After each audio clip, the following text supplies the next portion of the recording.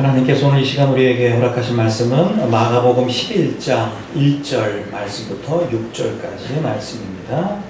신약성경 마가복음 11장 1절로 6절입니다.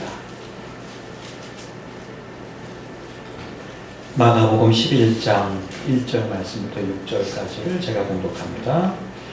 그들이 예루살렘에 가까이 와서 감람산 벳바게와 베다니에 이르렀을 때에 예수께서 제자 중 둘을 보내시며 이르시되 너희는 맞은편 마을로 가라. 그리로 들어가면 곧 아직 아무도 타보지 않은 나귀 새끼가 매어 있는 것을 보리니 풀어 끌고 오라. 만일 누가 너희에게 왜 이렇게 하느냐 묻거든 주가 쓰시겠다 하라. 그리하면 즉시 이리로 보내리라 하시니 제자들이 가서 본즉 나귀 새끼가 문 앞 거리에 매어 있는지라. 그것을 푸니 거기 서 있는 사람 중 어떤 이들이 이르되 나귀 새끼를 풀어 무엇하려느냐 하며 제자들이 예수께서 이르신 대로 말한데 이에 허락하는지라.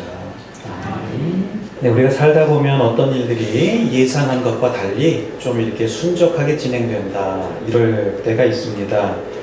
자, 느헤미야 2장에 보면 바사 제국의 아닥사스다 왕의 술 맡은 관원이었던 느헤미야가 왕에게 술을 따르는데 그의 표정에 그 근심이 가득했습니다.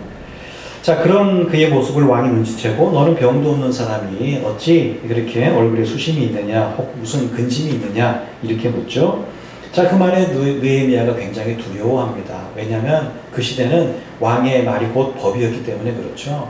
그리고 술 맡은 관원이라고 하는 건 단지 그냥 술 따라주는 사람이다라고 하는 게 아니라 요즘에 뭐 비서실장처럼 옆에서 아주 그 측근에서 이렇게 왕의 생명을 또 보호하면서 또 왕의 비유를 맞추고 또 이렇게 기분을 좋게 하는 그런 역할을 하는 사람인데, 자, 이 사람이 그 왕 앞에서 왕이 이렇게 근심하도록 하는 그런 표정을 짓고 있다라고 하는 걸 볼 때 왕이 아니 지금 저놈이 내 앞에서 라고 하면서 옥에 가두라고 하든지 뭐 갖다가 죽이라고 하든지 그래도 할 말이 없는 그런 상황이었기 때문이죠. 자, 그런데 이제 그렇게 뭐 근심이 있냐 이렇게 묻는 왕 앞에서 느헤미야가 아이고 뭐 죄송합니다 뭐 이렇게 이야기한 게 아니라 미리 준비한 말을 하죠. 자기가 왜 이런 표정을 짓고 있는지 이야기를 해줍니다. 자기 고향 조상들의 땅인 예루살렘이 황폐해졌다. 그래서 그럼 내가 소식을 들었는데 고향이 그렇게 됐다는 소식을 들었는데 왜 근심이 없겠느냐, 이렇게 대답을 합니다. 자, 이 말도 사실은 왕의 어떤 그 비위를 거슬리기에 충분한 얘기죠. 그 예루살렘 망한 지가 언젠데 지금 와서 그 이야기를 왕 앞에서 그것도 꺼낸다라고 하는 것이 사실 쉬운 일이 아닙니다. 자, 그런데 이 왕이 그 이야기를 듣고 나서 화를 내는 것이 아니라 오히려 무엇을 원하는지 조용히 묻게 되죠. 자, 그럴 때 느헤미야가 거기 성경에 보면 하늘의 하나님께 묵도하고 기도했다는 거예요. 그리고 왕에게 자기가 가서 모든 것을 좀 회복할 수 있도록 그렇게 해달라고 요청을 합니다.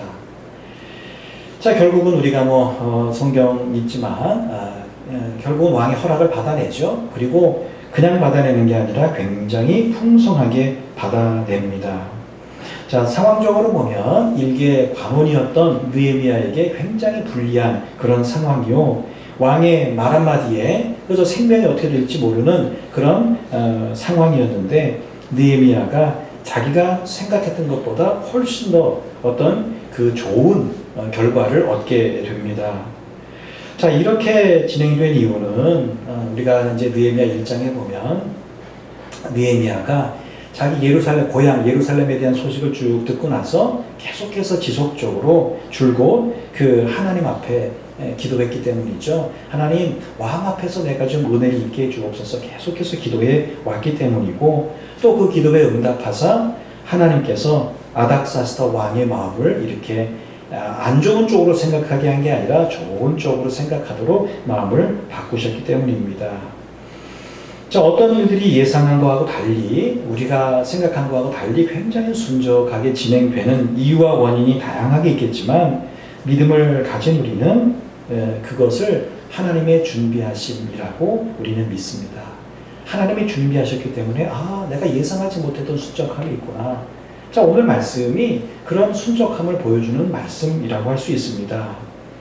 자, 앞을 보지 못했던 바디메오를 치유하신 다음에 여리고를 떠난 예수님의 일행이 순례자들과 함께 예루살렘 성 바로 바깥에 있는 감람산이라고 하는 곳에 도착을 했습니다. 자, 감람산은 그 산 언덕에서 감람이라고 하는 올리브를 이야기하는데 우리 올리브유 그러죠. 그러니까 그거를 재배했기 때문에 붙여진 이름이라고 하죠. 그러니까 예루살렘이라고 하는 곳은 멀지 않은 한 1, 2km 정도 떨어진 동쪽에 위치한 그런 산입니다. 그러니까 여리고라고 하는 곳에서 예루살렘으로 가려면 반드시 그 중간에 있는 이 감람산을 이렇게 높진 않지만 올라갔다 내려가야 되는 이제 그런 과정, 그 중간에 있었던 게 감람산이죠. 자, 이 감람산은 예루살렘보다 한 100m 정도가 높이 있기 때문에 거기에 올라가면 예루살렘 성이 이렇게 쭉 한눈에 바라보이는 그런 곳이었습니다. 우리가 알고 있는 겟세마네 동산의 기도, 그것도 이 감람산에 있죠. 이 겟세마네 동산도 감람산에 있었습니다. 자, 벳바게, 베다니 뭐 이런 다 지명입니다. 벳바게라고 하는 것도 역시 뭐 감람나무와 관련이 있는데 어쨌든 멀지 않은 곳, 베다니도 마찬가지 가까이. 베다니 하면 우리가 생각나는 것이 죽은 나사로를 살리신 곳이죠. 그래서 이 감람산, 벳바게, 베다니 이런 가까운 곳에 지금 머물게 됐습니다. 자, 거기에서 예수님께서 두 제자를 맞은편 마을로 보내시면서 아무도 타지 않은 그 마을에 가면 아무도 타지 않은 나귀, 그것도 나귀 새끼가 있을 거다. 그 매여 있는 것을 보게 될 것이니 가서 풀어가지고 가져와라. 이렇게 말씀하십니다. 그리고 누가 왜 푸느냐 이렇게 묻거든 주가 쓰시겠다 하라. 이렇게 대답하면 즉시 보낼 거라고 하는 거죠. 자, 주가 쓰시겠다 하라. 글쎄요, 요즘 말로 하면 비밀번호가 같다고 할 수 있습니다. 이런 비밀번호, 여러분 뭐 집에 들어갈 때 비밀번호 누르시는 분도 계시죠? 이런 비밀번호가 모르면 이게 영 안 열립니다. 근데 알면 너무 쉽게 열리는 거죠. 그러니까 이게 주가 쓰시겠다 하라. 이것이 하나님이 모든 것을 준비해 두셨기 때문에 마치 이 비밀번호와 같은 이 말만 하면 누구라도 흔쾌히 그걸 내줄 거라고 하는 것이죠. 그리고 오늘 말씀해 보면 또 우리가 뭐 그냥 쉽게 읽으니까 잘 뭐 모르고 지나가지만 예수님이 자기를 가르쳐서 주라고 하신 게 처음입니다. 사람들이 예수님에게 주님, 뭐 하나님의 아들, 메시아 이런 적은 많이 있었어요. 근데 예수님이 자기를 스스로 주라고 표현한 건 오늘 여기가 처음입니다. 그러니까 사실 그동안 예수님이 자기가 누군지 사람들에게 알리기를 원하지 않으셨죠. 그런데 이제 그 때가 됐다는 걸 알고 스스로에 대해서도 주라고 말씀을 하셨습니다. 자, 두 제자가 가서 봅니다. 가서 보니까 진짜 거기에 나귀 새끼가 매여 있습니다. 풀어서 가져오려고 하니까 또 역시 예수님 말씀처럼 누군가가 묻습니다. 풀어서 뭐 하려고 하느냐? 주가 쓰시겠다라고 말을 하니까 사람들이 아무 말 하지 않고 그 나귀 끌고 가는 것을 허락합니다.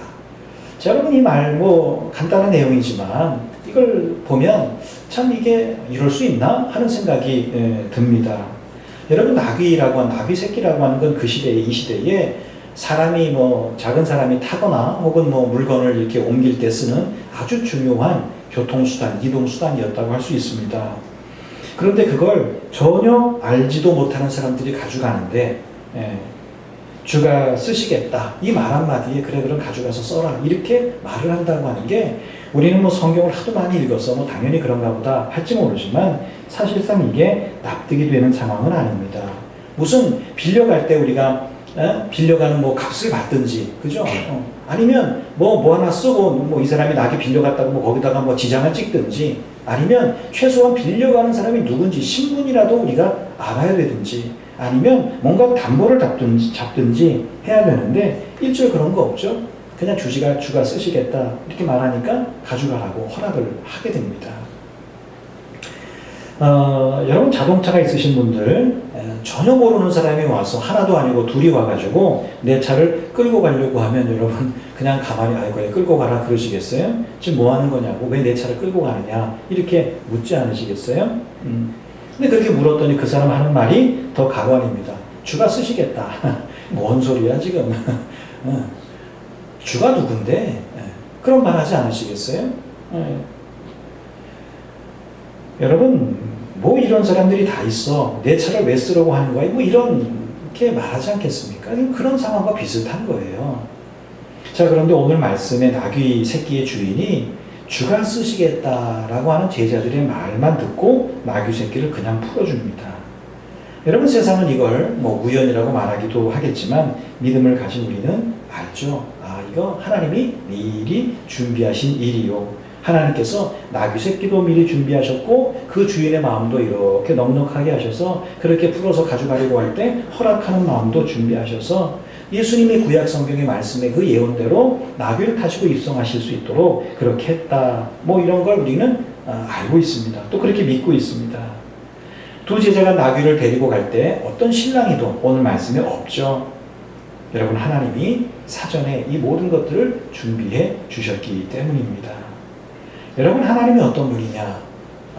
그건 모든 것을 철저하게 예비하고 준비하시는 분이라고 하는 것이죠. 여러분, 성경에서 하나님이 어떤 분이냐 뭐 많이 말씀하고 있지만 하나님은 철저하게 모든 것을 대비하고 예비하고 계획하고 준비하시는 분이다. 아브라함이 아들 이삭을 그렇게 바치러 모리아 산에 갈 때 아브라함은 몰랐어요. 근데 하나님이 이미 그 산 위에 순양을 하나 준비해 놓으셨죠. 그래서 아브라함이 자기 아들을 하나님이 야, 네 아들 바쳐라 그럴 때 이 아브라함이 진심으로, 가짜가 아니라 진심으로 자기 아들을 바치려고 하는 마음을 가지고 모리아 산으로 가서 실제로 그 아들을 잡아 죽이려고 하는 그런 순간에 하나님이 그 아들을 막으셨죠. 그 어떤 죽이려고 하는 그 아브라함을 막으셨어요. 자, 그리고 그 대신 미리 준비한 순양을 대신 번제로 드리게 하십니다.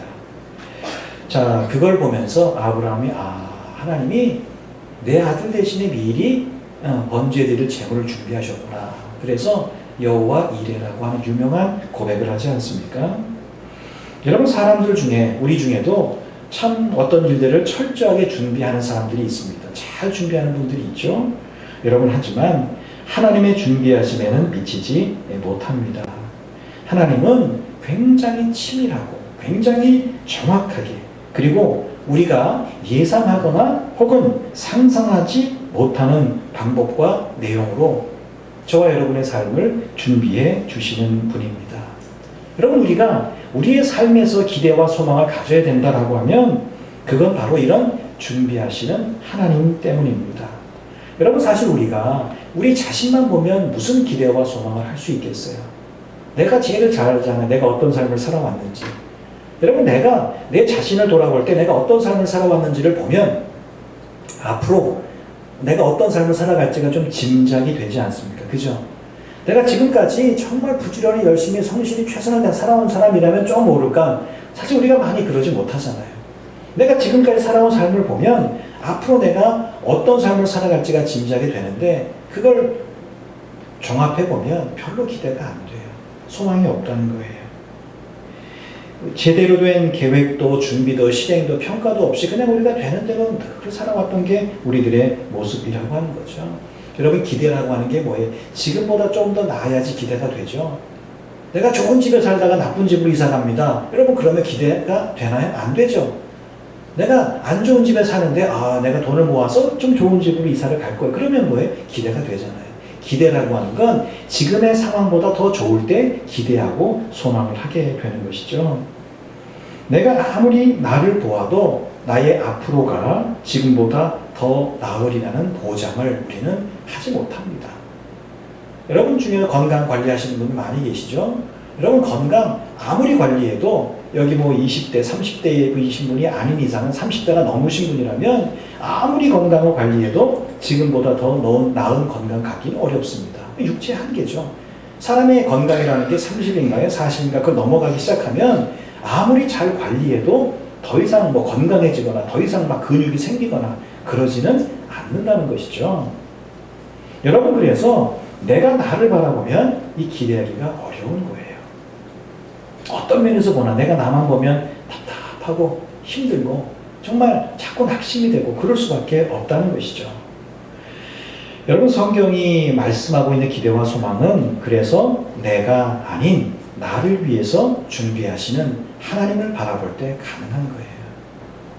여러분, 이게 참 중요합니다.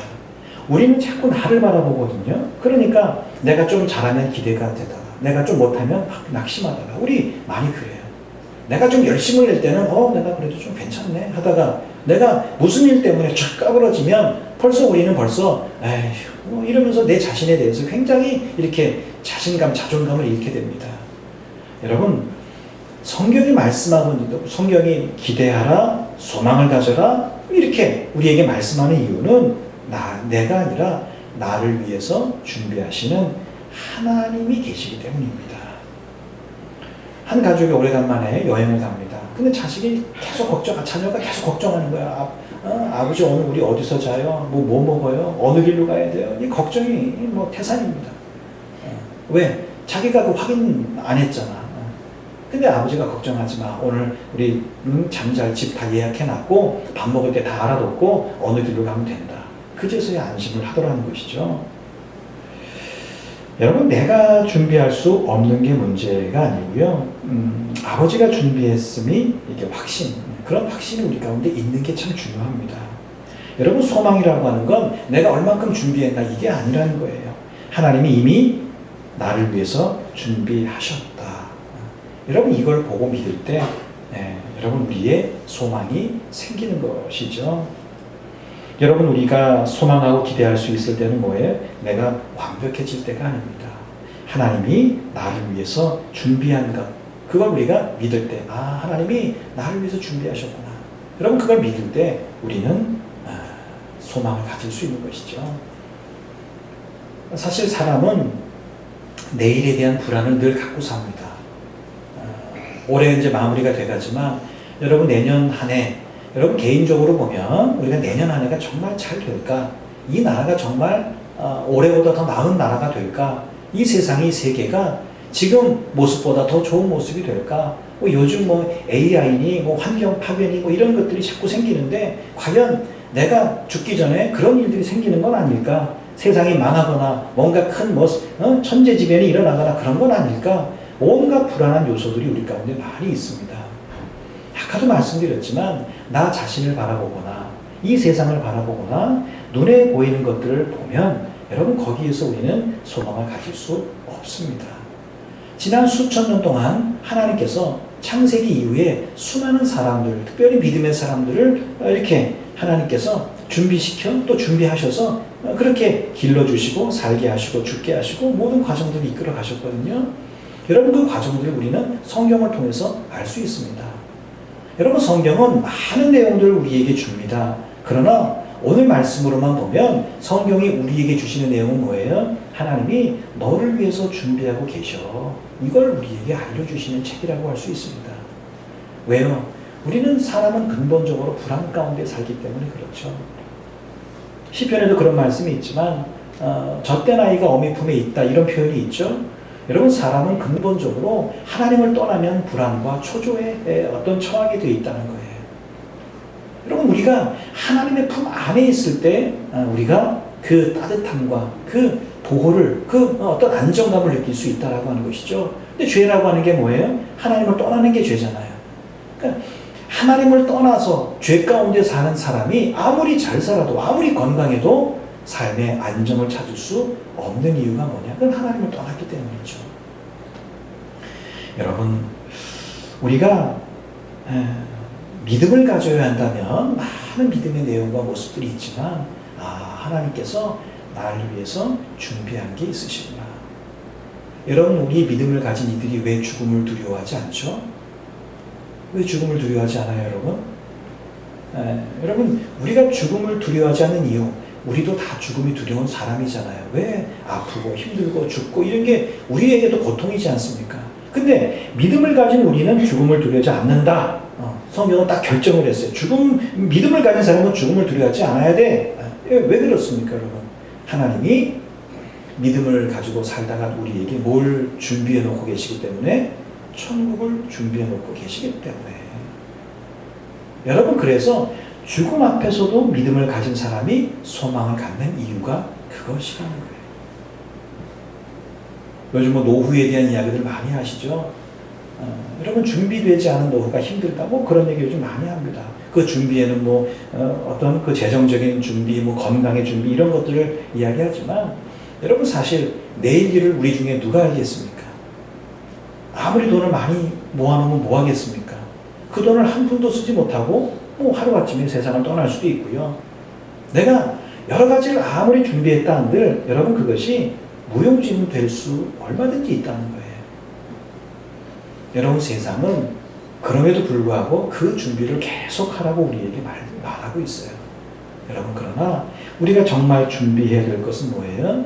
나를 위해서 내 인생을 책임지시고 내 인생을 가장 잘 아시고 주님께서 나의 상황과 형편을 가장 잘 아시는 그런 하나님께서 나를 위해서 준비하고 계시다라고 하는 이 믿음, 여러분 이 믿음이 오늘 저와 여러분에게 있어야 할 줄로 믿습니다. 여러분 에베소서 2장 10절에 보면 우리는 그가 만드신 바라. 그가 누구예요? 하나님이 만드셨다는 거예요. 그리스도 예수 안에서 선한 일을 위하여 지으심을 받은 자니 이 일은 하나님이 전에 예비하사 우리로 그 가운데서 행하게 하려 하심이니라. 여러분 그래서 우리가 나름대로 계획하고 준비하고 노력하고 최선을 다하기 이전에 먼저 나를 가장 잘 아시는 하나님께서 나를 위해서 모든 것을 준비해 놓고 계심을 믿는 믿음을 가져야 합니다. 그래야 뭐예요? 우리의 삶에 기대와 소망을 가질 수 있습니다. 여러분 상황이 보일 때만 그러는 게 아니에요. 여러분 기대와 소망이라는 게 뭐죠? 눈앞에 보이는 걸 기대와 소망? 그래 그럴 수 있죠. 그런데 정말 믿음이 필요할 때는 언제죠? 내가 눈에 보이는 게 없음에도 불구하고 기대하고 소망할 때 아닙니까? 아까 느헤미야 말씀드렸죠? 느헤미야는 술 맡은 관원입니다. 그 사람이 뭐 어디를 떠나요? 매일 식사 때마다 그 왕 옆에서 그 일을 해야 되는 사람이 수개월 수년을 어디 떠나서 뭐 할 수 있어요? 전혀 뭐 상상도 하지 못하는 그런. 근데 느헤미야는 뭐 했어요? 기도했잖아요. 기대했잖아요. 하나님 내게 좀 은혜 베풀어 주세요. 왕의 마음을 좀 좋게 하셔가지고 나로 하여금 거기 가서 그 예루살렘을 회복하게 하시고 뭐 이런 기도를 쭉 해왔잖아요. 근데 여러분 그 기도의 내용이 뭐예요? 느헤미야의 상황으로 보면 상상하거나 예상하기 어려운 내용들이었죠. 근데 하나님이 다 계획하고 준비해 놓으시니까 느헤미야는 말만 꺼내는데 왕이 이 느헤미야의 말에 훨씬 더 많은 것들로 정말 느헤미야가 예상하지 못했던 아주 굉장히 좋은 것들로 시간도 그렇고 기간도 그렇고 일도 그렇고 모든 것들을 더 좋게 해나가신 아마 느헤미야는 그랬을 거예요. 아 할렐루야 너무 감사하다. 내가 생각하지도 못했고 내가 상상하지도 못했던 방법과 내용으로 하나님께서 내 기도에 응답하셨구나. 여러분 우리의 평안함과 편안함은 하나님의 준비하심에 있다라고 하는 거예요. 그걸 우리가 잊으면 안 됩니다. 성경에도 그런 표현이 있지만 내가 이제 창고에 곡식을 가득 채워놨으니 죽을 때까지 내가 저거 이제 놀고 먹는 일밖에 없다. 남은 사람이 있다고 그렇게 한 사람이 있다고 그랬죠. 얼마나 좋아요? 얼마나 든든하겠어요. 창고마다 그냥 곡식이 가득하니까 뭐 굶어 죽을 일 없잖아요. 편안하게 살 날만 남았잖아요. 근데 어떻게 됐죠? 하나님이 그날 밤에 그 생명을 거두어 가시면 그 창고에 모아둔 그 곡식이 무슨 소용이 있겠느냐 말이죠. 여러분 우리의 준비라는 게 그래요. 여러분 그렇다고 준비가 필요 없다면 우리는 최선을 다해서 준비도 하고 계획도 하고 뭐 노력도 해야 되겠지만 그 모든 것에 대한 것은 뭐야? 하나님에게 달려있음을 우리는 믿음으로 고백할 줄 알아야 합니다.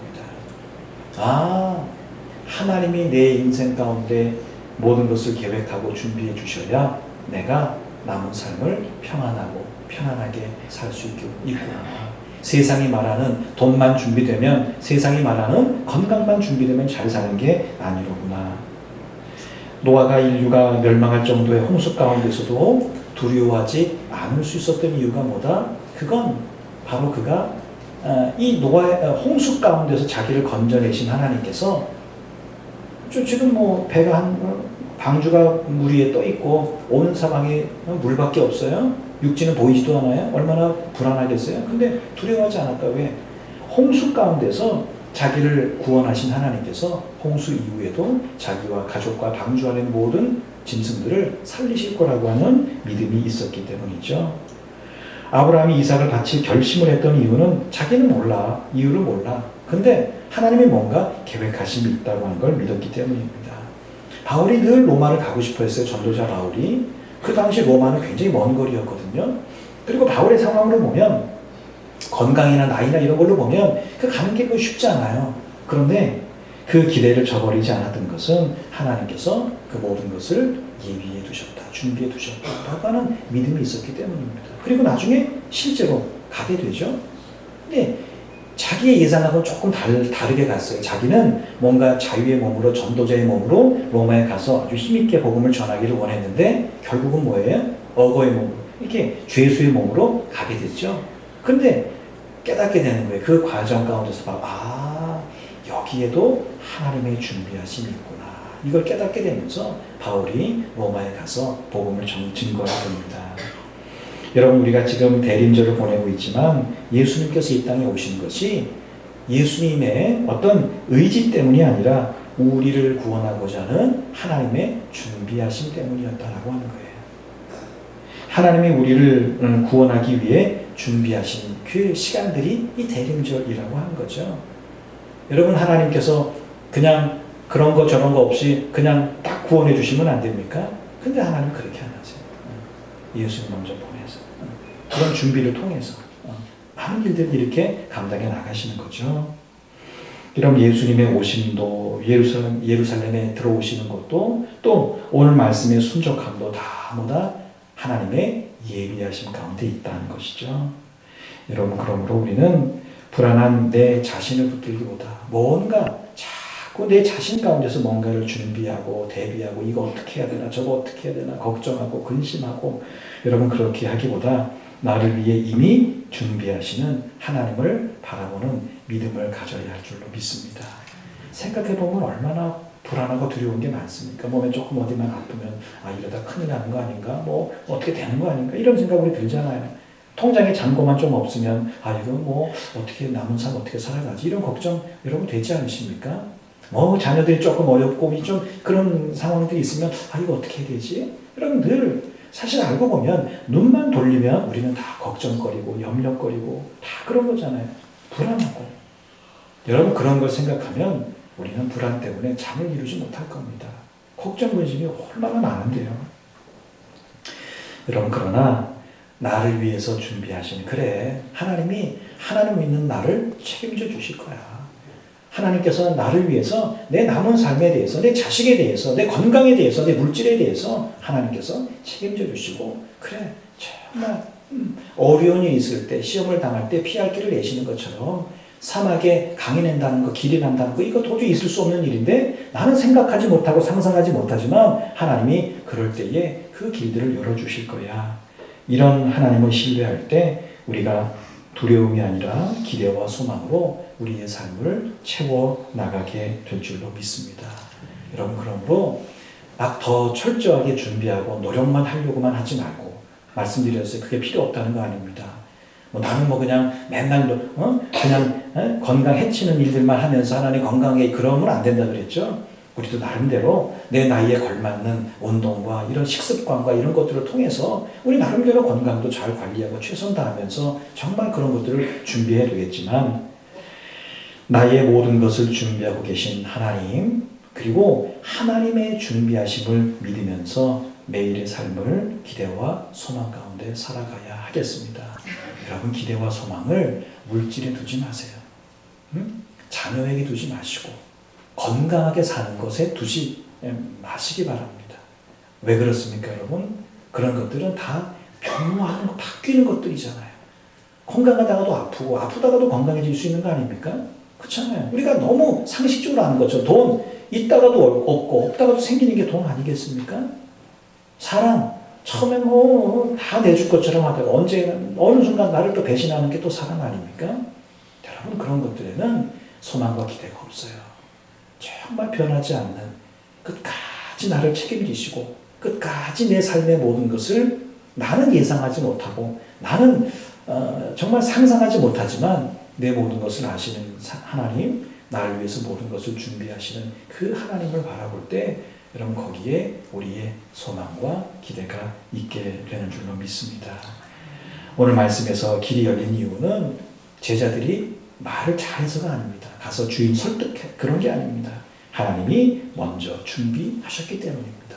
나귀 새끼도 준비하셨고 또 그 주인의 마음도 그저 풀어 가져갈 수 있도록 그렇게 준비하셨고 그 순간도 하나님이 예비해 두셨기 때문에 그러합니다. 여러분, 그러므로 우리의 기대와 소망은 내가 더 완벽해지면 생기는 게 아니라 내가 더 철저하게 준비하면 생기는 것이 아니라 나를 위해 준비하시는 하나님을 신뢰할 때 기대와 소망이 생긴다고 하는 것을 여러분 잊지 말고 이번 한 주도 주가 쓰시겠다 하시는 부르심 앞에 우리가 자꾸 계산기 두드리지 말고 순종함으로 응답해서 정말 하나님이 준비하신 은혜의 길을 걸어가야 할 줄로 믿습니다. 여러분, 기대와 소망, 이게 연말연시 우리가 가져야 될 참 좋은 두 가지 말 아닙니까? 기대, 소망. 근데 여러분, 나를 돌아보면 안 됩니다. 수요일인가요? 지난주에 그런 말씀 나눴죠? 우리가 과거를 돌아본다, 반성하고 반추한다라고 할 때 나를 돌아보는 게 아닙니다, 여러분. 그거 착각하시면 안 됩니다. 올 한 해 내가 어떻게 살았지? 여러분, 그거 돌아보라는 말이 아닙니다. 올 한 해 나와 함께 하신 하나님을 바라보라는 거예요. 그걸 돌아보라는 거예요. 믿음을 가진 우리는 연말연시해야 될 게 그거예요. 내가 올 한 해 어떻게 살았지? 물론 그것도 돌아봐야 되겠죠. 그런데 우리는 거기에 머무는 게 아니에요. 올 한 해 나와 함께 하신 하나님을 돌아보는 거예요. 그래야 뭐가 생기는 거예요? 내년에 대한 기대와 소망이 생기는 것이죠. 내가 어떤 존재인가를 돌아보는 게 아니라, 살피는 게 아니라 나를 위해서 준비하시는 하나님을 살필 때 우리는 내년을 바라보면서 내년에도 하나님이 나를 이렇게 인도해 나가시겠구나. 나는 어떤 일이 일어날지, 무슨 일이 생길지, 뭐 좋은 일이 있을지 나쁜 일이 있을지, 뭐 어떻게 될지 전혀 알 수 없지만, 그러나 하나님이 나를 위해서 가장 선하고 좋은 곳으로 준비해 놓으셨구나. 여러분, 이 믿음이 오늘 이 하루 내년을 생각하면서 남은 우리 12월 한 달 기대와 소망으로 채워나갈 줄로 믿습니다. 준비하신 하나님을 더욱더 믿고 신뢰하며 나가는 여러분 되시기를 주의 이름으로 축복합니다.